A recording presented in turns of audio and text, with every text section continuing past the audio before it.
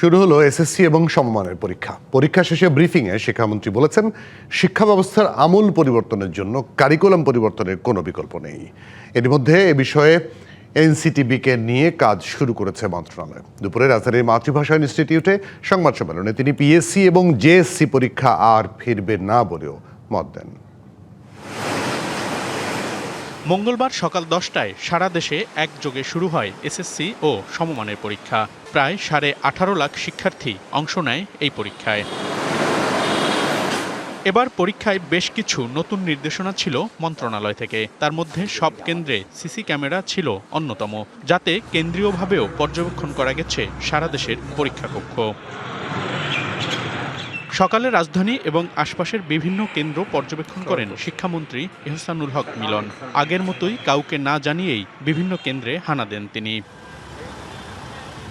সকালে বিভিন্ন পরীক্ষা কেন্দ্র পরিদর্শন করেন প্রধানমন্ত্রীর উপদেষ্টা ডক্টর মাহদি আমিন।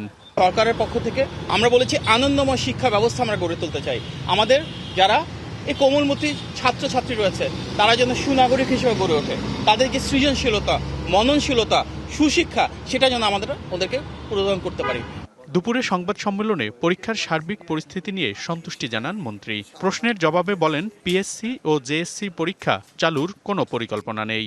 এই পিএসসি জেএসসি যে পরীক্ষা পদ্ধতি চালু করা হয়েছিল সেটা স্টেক হোল্ডাররা, অংশীজনরা চায়নি বলেই লাস্ট গভর্নমেন্টই বন্ধ করেছিলেন। যারা শুরু করেছিলেন তারাই বন্ধ করেছিলেন। অতএব এটা যেহেতু অলরেডি টেস্টেড মেথড, অতএব এটাকে আমরা আবার রিভাইটালাইজ করব বলে আমি আশা করি না, কারণ ইট ইজ অলরেডি টেস্টেড। মন্ত্রী বলেন শিক্ষা ব্যবস্থার মান বাড়াতে কারিকুলাম পরিবর্তনের কোনো বিকল্প নেই। কারিকুলাম নিয়ে আমরা বিশেষজ্ঞদেরকে, আমি মন্ত্রণালয়ের দায়িত্ব পাওয়ার পরেই তাদেরকে কারিকুলাম নিয়ে কাজ করার জন্য বলেছি, তারা কাজ করছে। এখন থেকে আমার ননস্টপ কারিকুলামের উপর সুপারভিশনেই আমি কাজ করব সামনের কয়েকটা দিন, দেখি কি করা যায়। করতেই হবে, এর কোনো বিকল্প নেই। গতবারের চেয়ে এবার এসএসসি পরীক্ষার্থীর সংখ্যা কমার বিষয় অবগত জানিয়ে সামনে এর পরিবর্তন আসবে বলেও আশা প্রকাশ করেন শিক্ষামন্ত্রী। মনিরুল সোহাগ, ডিবিসি নিউজ, ঢাকা। শান্তি। ক্লিক ফ্যানের অ্যারোডাইনামিক ডিজাইনের aluminium blade O double shielded বল বেয়ারিং নিঃশব্দে বাতাস ছড়ায় পুরো ঘর জুড়ে। Click fan. আমাদের সঙ্গে অতিথি হিসেবে সরাসরি যুক্ত হয়েছেন ঢাকা বিশ্ববিদ্যালয়ের শিক্ষা গবেষণা ইনস্টিটিউটের অধ্যাপক ডক্টর মোহাম্মদ আব্দুস সালাম।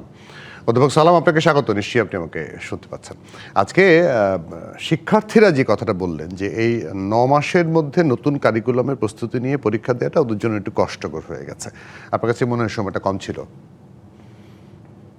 ব্যাপারটি যেটাই হোক, আমাদের শিক্ষার্থীরা কিন্তু দীর্ঘদিন ধরেই আমাদের এই শিক্ষার সঙ্গে সংযুক্ত তারা আছে, এবং তাদের যে সুবিধাটা হয়েছে সেটি হলো যে আজকে পরীক্ষার প্রশ্নপত্র দেখবেন এবং তাদের অভিব্যক্তি দেখেছেন, তারা কিন্তু অত্যন্ত আনন্দিত। প্রথম পরীক্ষায় যেহেতু তাদের কাছে মনে হয়েছে যে তারা যে প্রশ্নপত্রে পরীক্ষা হয়েছে তাদের কাছে কিন্তু অনেক কমন পড়েছে, এবং তারা কিন্তু অনেকটাই যতটা শঙ্কা করা হচ্ছিল কিন্তু সেই তুলনায় কিন্তু শিক্ষার্থীদের মতটা কিন্তু ভিন্ন। শিক্ষার্থীরা যতটুকু সময়ের মধ্যে প্রস্তুতি নিয়েছে সৃজনশীল পদ্ধতিতে, তারা এই পরীক্ষার প্রশ্নপত্র তাদের কমন পড়েছে বলে তারা কিন্তু ইতিমধ্যেই জানিয়েছেন। এবং সারা বাংলাদেশে কোনো রকম নেতিবাচক কোনো দুর্ঘটনা না ঘটে, আমাদের শিক্ষার্থীদের মানসিকতার উপরে অতটা চাপ না পড়ে, যদি এ ধরনের একটু কাঠিন্যের মাত্রা কম রেখেও যদি এই সমস্ত প্রশ্নপত্র যেভাবে আজকে পরীক্ষাটি হয়েছে এভাবে যদি চলমান থাকে, আমার মনে হয় না যে শিক্ষার্থীদের জন্য খুব বেশি অসুবিধা হবে। অধ্যাপক আব্দুস সালাম, এই যে কারিকুলাম নিয়ে শিক্ষামন্ত্রী কথা বললেন, কারিকুলাম নিয়ে এই 54-55 বছরের বাংলাদেশে কতবার নতুন সরকার আসে, কারিকুলাম পরিবর্তন হয়, আবার নতুন করে আসে। এই মানে শিক্ষা ব্যবস্থার একটা ডিগনিফাইড ইউনিফাইড জায়গা আমরা এখন তৈরি করতে পারলাম না, এর দোষটা কার? এর দোষটা আসলে জাতি হিসেবে আমি মনে করি যে আমাদের বারবার যে সরকার এসেছেন, এবং এই সরকারের প্রত্যেকটা সরকারে যেটা হয়েছে আমাদের বিগত 55 বছরের, আমরা দেখেছি যে শিক্ষা ব্যবস্থাটা সবসময় রাজনীতির আগ্রাসনে কিন্তু এটা ক্ষতিগ্রস্ত হয়েছে। অর্থাৎ আমরা একটা জাতীয় শিক্ষা ব্যবস্থা বা জাতীয় শিক্ষা কমিশন বা জাতীয় শিক্ষাক্রম আমরা গড়ে তুলতে পারিনি। আমাদের শিক্ষার কিন্তু কোনো জাতীয় দর্শনও নেই। আমাদের প্রথমে দরকার একটা জাতীয় শিক্ষা দর্শন, এবং সেই জাতীয় শিক্ষা দর্শনের উপর ভিত্তি করে আমাদের জাতীয় শিক্ষা নীতি, এবং জাতীয় শিক্ষা নীতির উপর ভিত্তি করে দরকার কিন্তু জাতীয় শিক্ষাক্রম।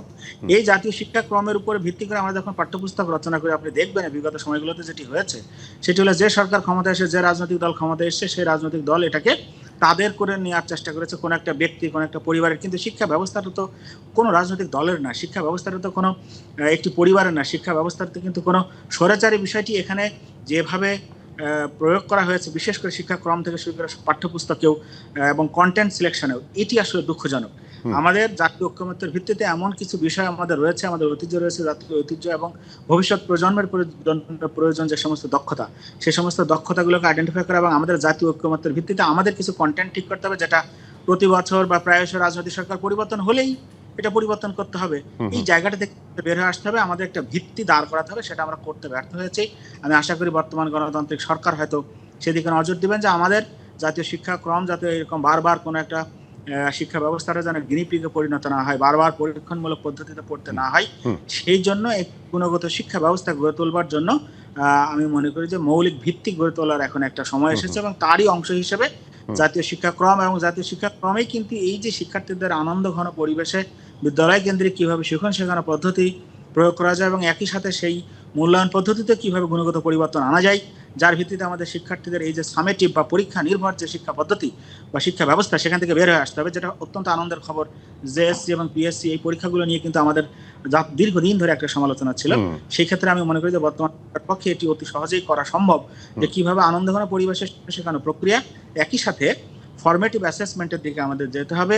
আনন্দের সাথে যখন শিক্ষার্থীরা শিখবে, সে লার্নিং অবজেক্টিভ কতটা অ্যাচিভমেন্ট হচ্ছে, সে লার্নিং আউটকাম কতটা আমরা করছি, সেটি কিন্তু আমরা ভাগাভাগি করে নিতে পারি। ফরমেটিভ অ্যাসেসমেন্ট এবং সামেটিভ অ্যাসেসমেন্টের সমন্বয়ে আমরা যদি সেই পদ্ধতিগুলো চালু করতে পারি, তাহলে শিক্ষার্থীদের মানসিক চাপ অনেক কমে যাবে এবং তারা আনন্দের সাথে একদম ঠিক। কারণ ভয় থেকে তো শিক্ষা হয় না, শিক্ষাকে যদি ভালোবাসা না যায়, পছন্দ করা না যায়, আনন্দের সঙ্গে শিক্ষা না যায়, তো শিক্ষা হবে না, মুখস্থ বিদ্যা হবে। একটা জিনিস, আমাদের ডিসেম্বরের মধ্যে সব বৃত্তি পরীক্ষা মানে সব ফাইনাল পরীক্ষা শেষ হয়ে যায় সাধারণত, আমরা ছোটবেলা থেকে দেখে এসেছি, এখনো হচ্ছে। কিন্তু এই এসএসসি পরীক্ষা, এইচএসসি পরীক্ষা এপ্রিল মাসে, জুন মাসে কেন, এটাকে কেন ডিসেম্বরে নিয়ে আসা যাবে না? এটা নিয়ে আসা সম্ভব। আমি মনে করি এটা যদি আগে থেকে একটু পরিকল্পনার অভাব, আমাদের এখানে যেটি হয় আংশিক এবং প্রয়োজনের ভিত্তিতে, আমাদের যখনই যেটা প্রয়োজন পড়ে আমরা তখন সেটা করি, তারপর আমরা সেটা ভুলে যাই। এই জায়গাটা থেকে বের হয়ে এসে একাডেমিক ক্যালেন্ডার, আমাদের নিম্ন মাধ্যমিক পর্যায়ের জন্য ক্যালেন্ডার, প্রাথমিকের জন্য একাডেমিক ক্যালেন্ডার, মাধ্যমিকের জন্য একাডেমিক ক্যালেন্ডার এবং উচ্চ মাধ্যমিকের জন্য যদি একাডেমিক ক্যালেন্ডার নির্ধারণ করা যায় এবং সেটি যদি সরকার কঠোরভাবে অনুসরণ করেন, এবং সেটা আমি মনে করি যে বিদ্যালয় কেন্দ্রিক শিখন শেখানো এবং আনন্দ ঘন পরিবেশে যদি শিক্ষার্থীদের শিখন শেখানো প্রক্রিয়াটি চালু করা যায় এবং স্টেক হোল্ডার্সদের সঙ্গে মতামতের ভিত্তিতে, যেখানে শিক্ষক, শিক্ষার্থী, অভিভাবক এবং যারা শিক্ষাবিদ এবং যারা শিক্ষা বিশেষজ্ঞের সাথে যারা আমাদের নীতি নির্ধারক মহলে আছেন, সকলে মিলে যদি একটি সামগ্রিক শিক্ষার পরিকল্পনা প্রণয়ন করা যায়, তাহলে অবশ্যই ডিসেম্বরের মধ্যে সেই পরীক্ষা শেষ করা সম্ভব।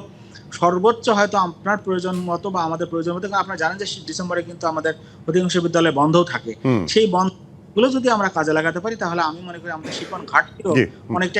এবং শিক্ষার্থীরা সে এই গরমের মধ্যে, তীব্র গরমের মধ্যে তাদের মানে ঘাম মাথা থেকে পায়েও ফেলতে হবে না, তখন শীতের সময় থাকবে, অনেকটা আরামের মধ্যেও পরীক্ষা দিতে পারবে। অনেক ধন্যবাদ অধ্যাপক আব্দুস সালাম আমাদেরকে সময় দেওয়ার জন্য। Thank you very much.